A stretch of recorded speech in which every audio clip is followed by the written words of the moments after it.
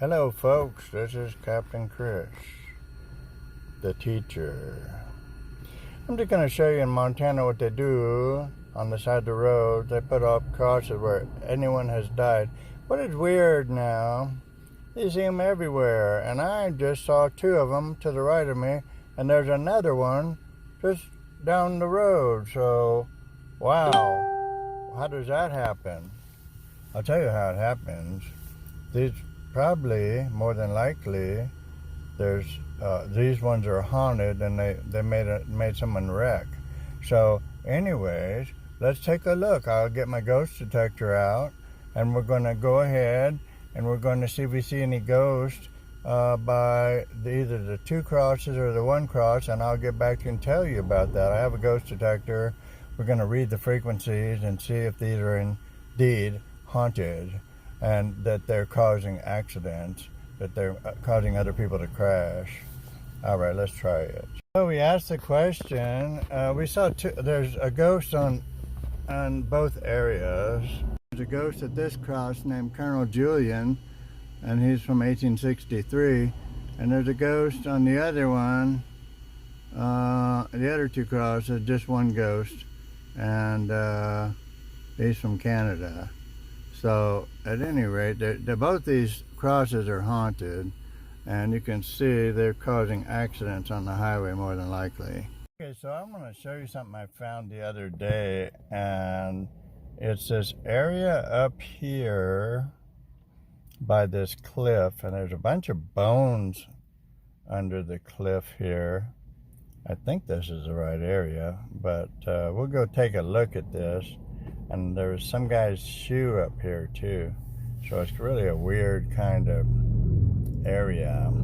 Here we'll video it. It's by this cliff. And this cliff has fallen down, a lot of it. Yeah, this is it. And I noticed this, I came here the other day, and this cliff has fallen down. And it looks like a part of a RV thing that is crushed right here. But what's weird is this. See, you got all these bones right here. See all these bones? I don't know if these are deer bones or human bones or what, but there's a lot of bones. And anyway, so I kept walking the other day when I came through here. Sorry it's so windy, but when I came through here the other day, I just kept walking, and you see where the cliff is falling down. And anyway, what we found is, let's see. Aha! More bones, look. See that? Those are bones. There's more bones right there. And there's a bone, oh, here's some more bones. There's some more bones right here. Some more bones. And look at this. There's some more bones here. These bones have been snapped. There's some more bones there. And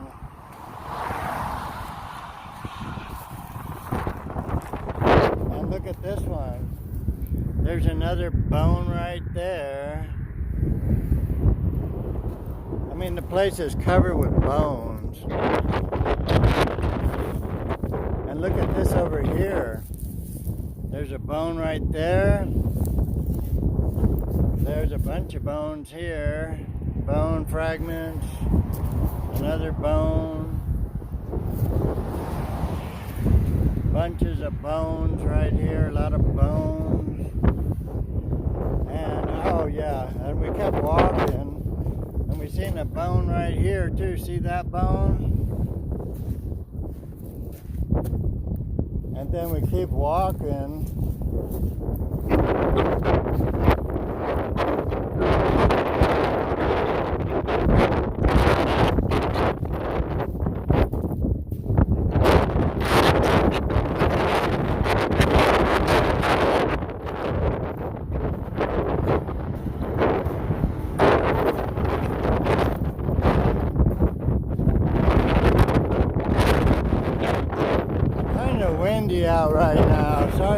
wind noise. But it's kind of windy.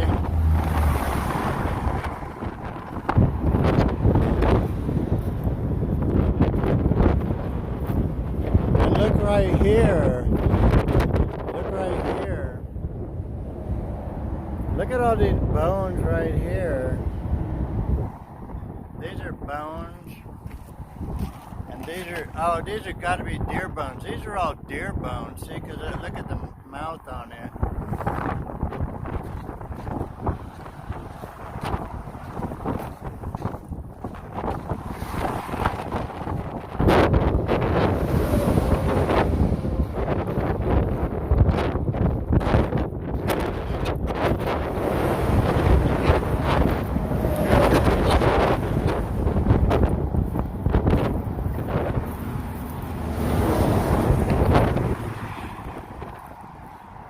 Look, see the bone right there? There's another bone, and there's some bones right here too.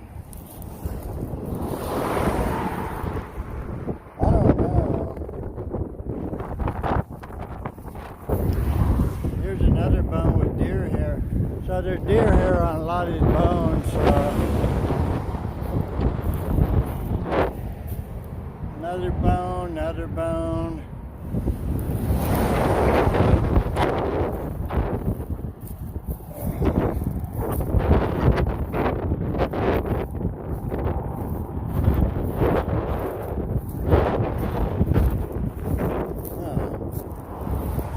But you know, what I saw the other day, what brought me back here was, there was, some guy's shoe was over here.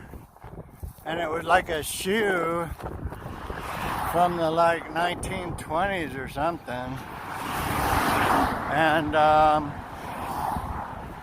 was coming to retrieve it because I seen on Facebook that someone was looking for that type of shoe in Billings, Montana, so I was gonna take it back to them, but anyway, they said that one of their relatives had wandered off and they showed a pair of his shoes.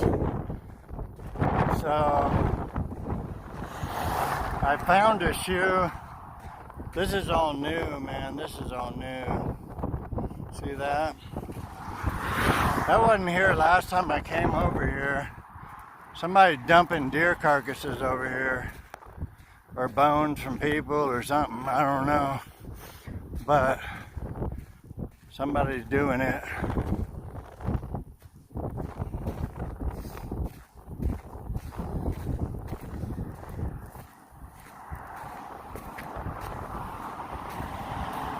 So at any rate, I don't see that shoe anymore. So someone apparently found it, or an animal found it and carried it off, because I don't see it anymore. Which is a shame, because I wanted to go take it to Billings and turn it into the police, so that they would have some closure. Look at all these bones. Bones everywhere, man. Oh, here it is. Here it is. Here's the shoe right there. See that shoe? See it? Yeah. I don't know. This is the kind of shoe they were looking for. Looks like a old shoe, woman's shoe. Maybe it's a woman's shoe, I don't know. You know what, I'm gonna leave it, because I just note the mile marker, and I'm gonna leave it, because I don't want nothing to do with this. So, anyway, this shows how crazy this world is. You got bones everywhere, look. Everything's in the valley of the shadow of death. Bones everywhere, man. And all these crosses on the side of the road, most of them are haunted. So anyway, got some beautiful views though. Look at the mountains. That's the company car right there. Company car from Minnesota. So let's video,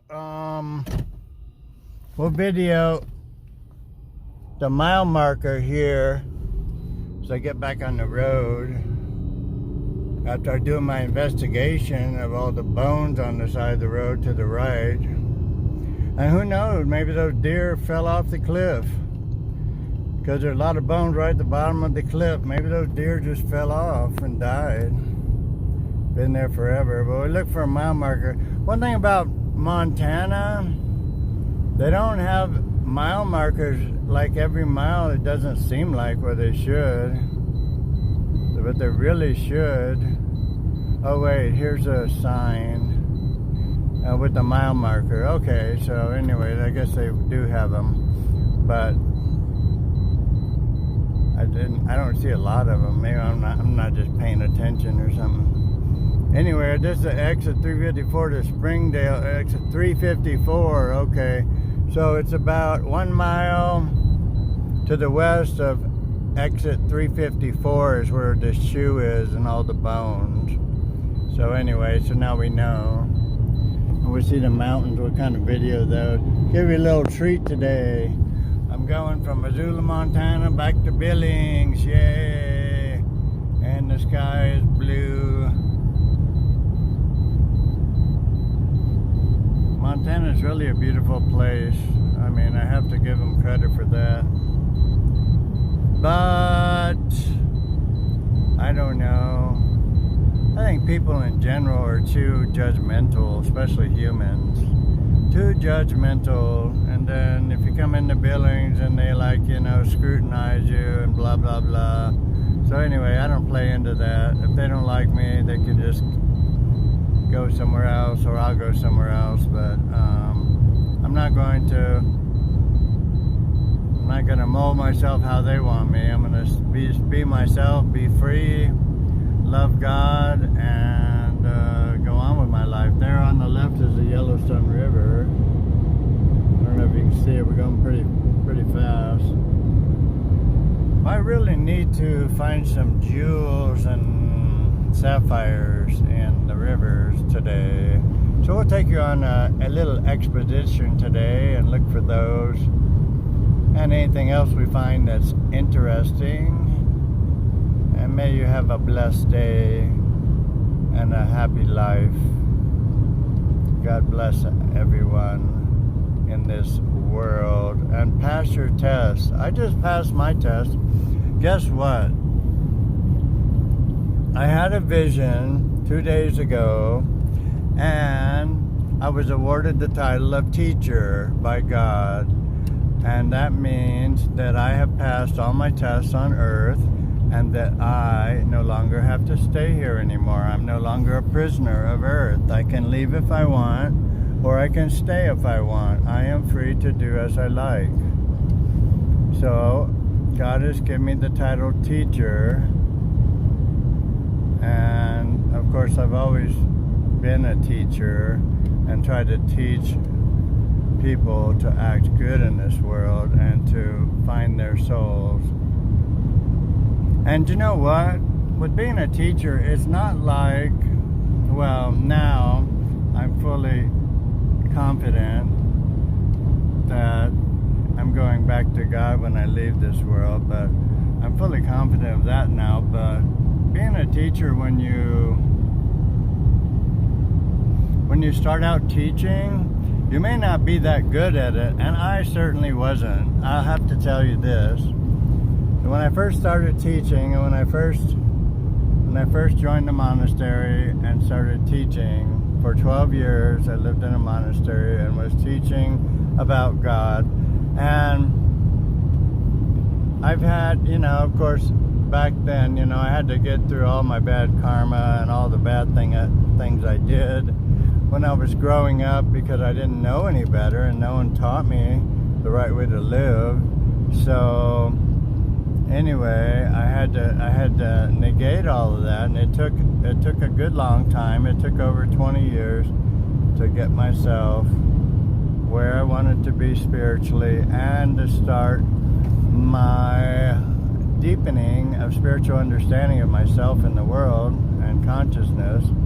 And finally, after 40 years of striving my hardest, which at times I felt like the struggle was just too much and I couldn't do it anymore. And at times, I'd slip and fall into illusion and, take up my old bad habits. I'm not going to lie. The spiritual path is like a razor's edge. It's very strict, and it's very, you have to be very careful with it. You can cut yourself, just like with a razor, you can cut yourself. And when you follow a spiritual path, it's the same thing. You can cut yourself if you're not careful and don't follow it, completely and with all your heart and your life and soul. And I had some problems doing that in the past, because I'm not perfect. I won't tell you I am. And my struggles were really bad ones. I mean, I struggled so much, and I would just make a little progress. And then just when I thought I was at the point where, I was completely surrendered to God, just when I was at that point, God would, show me that, I had to do more work on myself, and then I would fall down into illusion. And so it's been a struggle. Learning is a struggle, just like I'm learning Spanish right now. It's a struggle. I mean, I don't understand half the words that I'm listening to, but through repetition and through continuing the process of listening to Spanish or whatever you're trying to learn, spiritual life, then if you're by continuing that process, then gradually you'll come to the understanding that you're a servant of God and part and parcel of God, and that when you leave this world, you'll reconnect fully with God and you won't have to come back. Well, I'm at that point where I have the choice where I can leave this world or stay in this world. And I've been awarded by God the title teacher because I passed all my tests in this world. My tests were hard tests, but I think everyone's tests are probably hard tests. And certainly there were times it left me in tears, and certainly there were times when I didn't think I could take it anymore. And certainly there were times when I thought it was just too much, and that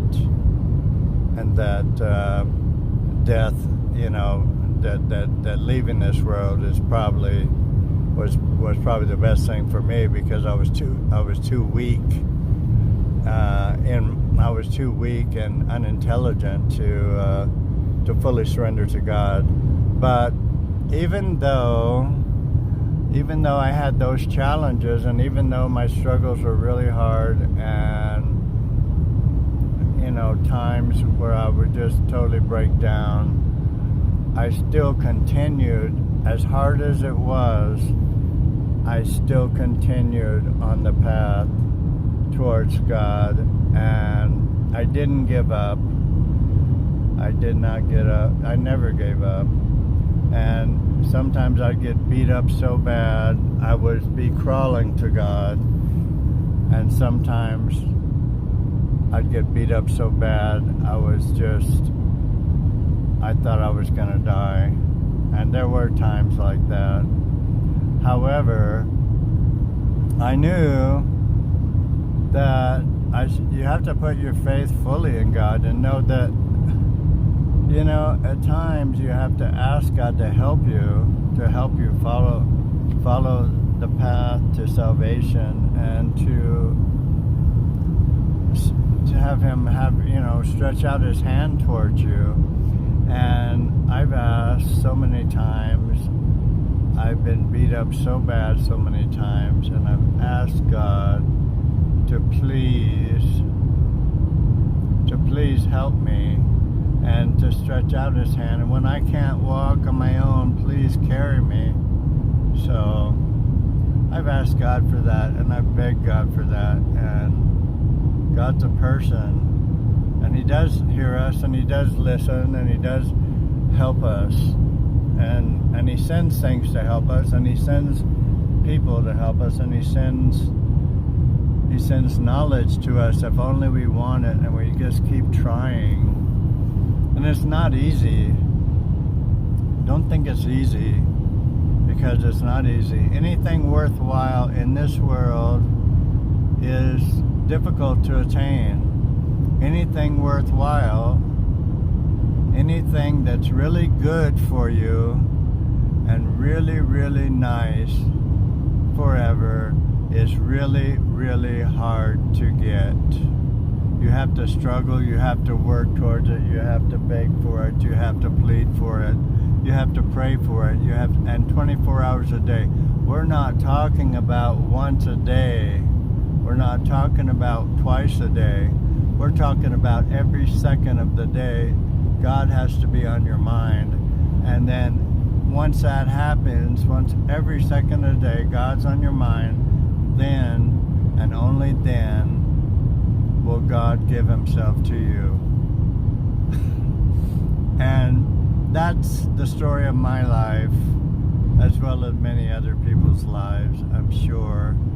I mean, this world doesn't play favorites. Everybody has to strive the exact same way in order to get the highest love for God. That's what we're striving for, the highest love for God. Love 24 hours a day, never stopping, never ceasing. So I passed my test. God told me I passed my test.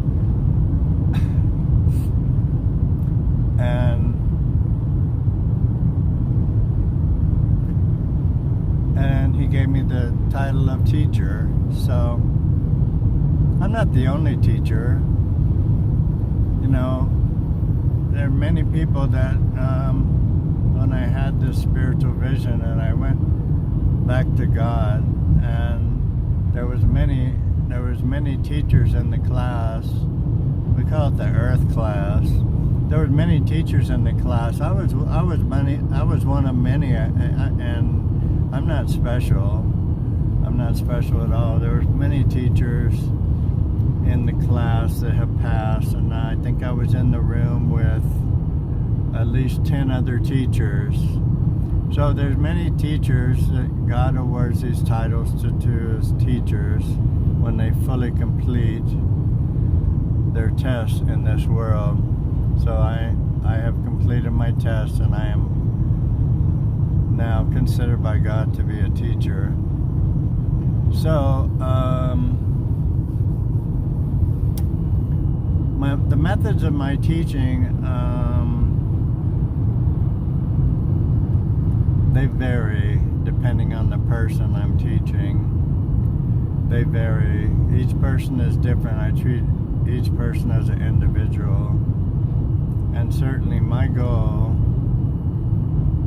I know when I was younger, when I was like 19 years old, I wanted to save the world, you know. I wanted to save the world, teach everyone about God, and give them all knowledge of God.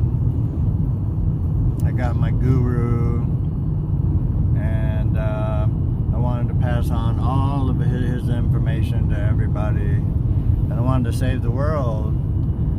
And so I tried saving the world for 10 years, and then I realized, hey, you can't save the world. It's an individual process. I mean, you can, like, you know, point people in the right direction if they want to ask you about it, or if they want to go in the right direction. Yes, you can point people in the right direction, but you can't drag someone to God. You know, they have to do it themselves. It is a process, a learning process. You can teach them, and you teach them how to behave, how to act in this world in order to become free from karma. And you can help them learn. You can explain things to them, but initially, and other people explained it to me when I was when I was in the monastery. Other people explained it to me how I should be, how I should act, how I should progress on this path in order to love God, and how I should, schedule my day so that I could think of God 24 hours a day. And so I made the attempt, and it's not easy. It wasn't easy for me, but I've succeeded, and now now God has told me I'm a teacher now. So I am free from the world's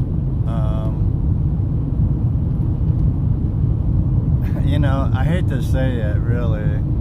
I hate to say it, because still I feel so small. I feel so small in the world, and maybe that's the way you should feel. But I feel so small in the world, I still feel, even though I'm a teacher now, I still feel like I have a long way to travel.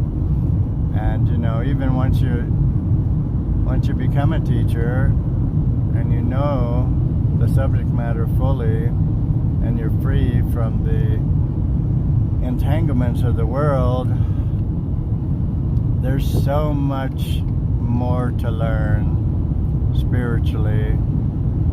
You're always learning. Even teachers learn.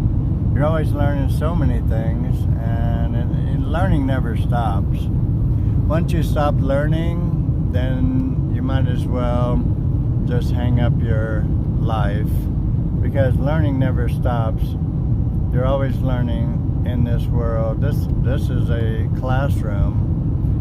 It's here to teach us all how to find God and to develop love in our hearts for God and for all other souls. At any rate, that's what I just wanted to say today, and I showed you some different things on my trip back from Missoula. One thing I'll tell you, and one thing I found out, is the more advanced spiritually you become, the more people harass you, the more people